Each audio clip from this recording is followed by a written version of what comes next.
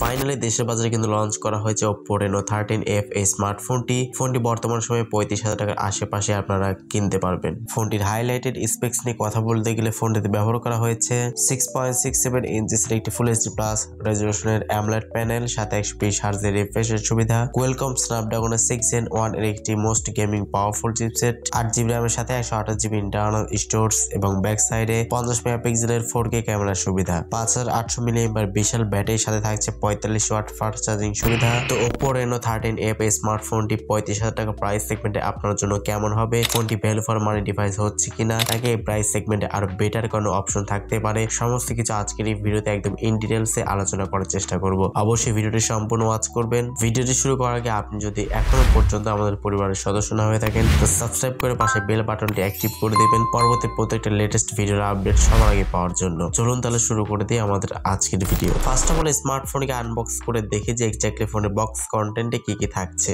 ফোনের বক্স কন্টেন্টে খুললে প্রথমে আমাদের চোখে পড়বে এটি টিপিউ কেস, কাঙ্ক্ষিত চার্জারটি, ইউএসবি টাইপ সি কেবল, কিছু পেপারস এবং আমাদের কাঙ্ক্ষিত স্মার্টফোনটি। এই তো মোটামুটি ফোনে বক্স কন্টেন্ট হিসেবে এগুলোই থাকছে। ডিজাইন এবং বিল্ড কোয়ালিটি নিয়ে কথা বলতে গেলে স্মার্টফোন ব্যাক সাইডে কিন্তু 3টি ক্যামেরা সেটআপ থাকছে এবং ফ্রন্টে মিডল পাঁচল ক্যামেরা ইউজ করা হয়েছে। মানে Oppo কিন্তু আমাদের মাঝে ডিজাইনের দিক দিয়ে কিন্তু ম্যাসিভ পরিবর্তন কিন্তু নিয়ে আসার চেষ্টা করেছে। আমার কাছে কিন্তু ডিজাইনটি পার্সোনালি খুবই ভালো লেগেছে। ফোনটির ডান সাইডে থাকছে ভলিউম আপ এবং ডাউন বাটন এবং পাওয়ার বাটন, নিচে থাকছে type C port, microphone, 3D speaker এবং সিম ট্রে। মানে এখানে কোন প্রকার 3.5 মিলিমিটার হেডফোন জ্যাকটি থাকছে না। স্মার্টফোনের ডিসপ্লে সেকশনে কথা বলতে গেলে ফোনটির ডিসপ্লেতে আপনারা পেয়ে যাচ্ছেন 6.67 ইঞ্চিসের একটি ফুল এইচডি প্লাস রেজলিউশনের একটি অ্যামোলেড প্যানেল ইউজ করা হয়েছে। ডিসপ্লেতে পাচ্ছেন 120 হার্জের এটি রিফ্রেশের সুবিধা, 1200 নিট স্পিক ব্রাইটনেস সুবিধা পাচ্ছেন, সর্বোচ্চ 2100 নিট স্পিক ব্রাইটনেস সুবিধা এখানে পেয়ে যাচ্ছেন এবং স্মার্টফোনতে আসাই গ্লাস প্রোটেকশনটা পেয়ে যাচ্ছেন, যেটা আসলে একদম লেটেস্ট এবং নতুন গ্লাস প্রোটেকশন ব্যবহার করা হয়েছে। তো যেহেতু এগুলো ফুল এইচডি প্লাস থাকছে এবং অ্যামোলেড থাকছে, সাথে 120 হার্জের রিফ্রেশে, তো সেক্ষেত্রে অবশ্যই আউটডোরে ডিরেক্ট সানলাইটে ফোনটিকে ইউজ করার সময় কোনো প্রকার কিন্তু শার্পনেসের কোনো ঘাটতি আপনি ফিল করবেন না এবং 120 হার্জের রিফ্রেশে থাকে অবশ্যই স্মুথলি ফোনটিকে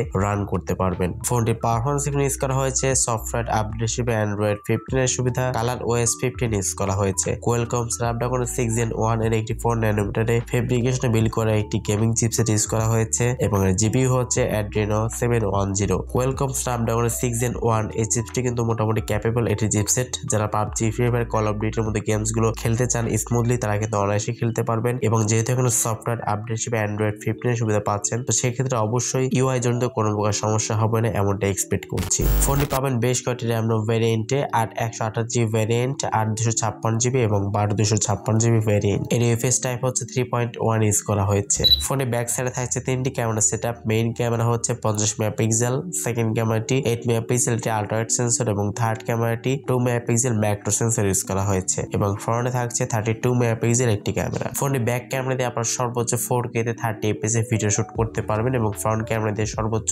1080p তে 30 fps এ ভিডিও শুট করতে পারবেন। 1080 পিক্সেলে কিন্তু ভিডিও শুট করেন তাহলে সেক্ষেত্রে কিন্তু আপনি 120 fps সর্বোচ্চ পাবেন, যেটা অবশ্যই পার্সোনালি আমার কাছে খুবই ভালো লেগেছে। এছাড়া ফোনেতে অ্যাজ ইউজুয়াল যে সমস্ত বিষয়গুলো যেমন লাউড স্পিকার থাকছে না, কোনো প্রকার 3.5 মিলিমিটার হেডফোন জ্যাকের সুবিধা, আপনাকে টাইপ সি 3.5 মিলিমিটার কনভার্টার অথবা ব্লুটুথ হেডফোনের সহযোগিতা নিতে হবে এবং স্মার্টফোনটি under display optical fingerprint scanner সুবিধা পাচ্ছেন। ফিঙ্গারপ্রিন্ট স্ক্যানারটি যথেষ্ট ফাস্ট এবং অ্যাকুরেট বলে জানতে পেরেছি। তো এট লাস্ট যদি আমরা স্মার্টফোন ব্যাটারি নিয়ে কথা বলি তাহলে ফোনে থাকছে 5800 mAh এটি বিশাল ব্যাটারি এবং বক্সের সাথে পেয়ে যাচ্ছেন 45 ওয়াট একটি ফাস্ট চার্জিং সুবিধা। দর্শক বন্ধুরা, Oppo Reno 13F এই স্মার্টফোন কিন্তু বর্তমান সময়ে আপনারা 35,000 টাকার আশেপাশে কিন্তু কিনতে পারবেন। তবে 35,000 টাকার প্রাইস সেগমেন্টে Oppo Reno 13F এই স্মার্টফোন কিন্তু 4G স্মার্টফোন। 35,000 টাকার একটি স্মার্টফোনে 4G দিয়েছে, এটি কিন্তু মোটেও আসলে গ্রহণযোগ্য না। আপনারা কিন্তু 35,000 টাকা প্রাইস সেগমেন্টে কিন্তু 5G কিন্তু এক্সপেক্ট করেন, বাট এখানে 4G থাকছে। আরো কিছু কিছু ডিসঅ্যাপয়েন্টেড সাইড থাকছে যেগুলো জানলে হয়তো আপনি স্মার্টফোন না কিনে অন্য কোনো ফোনে কিন্তু সুইচ করতে পারেন। এখন এই প্রাইস সেগমেন্টে আপনার কাছে কেমন লেগেছে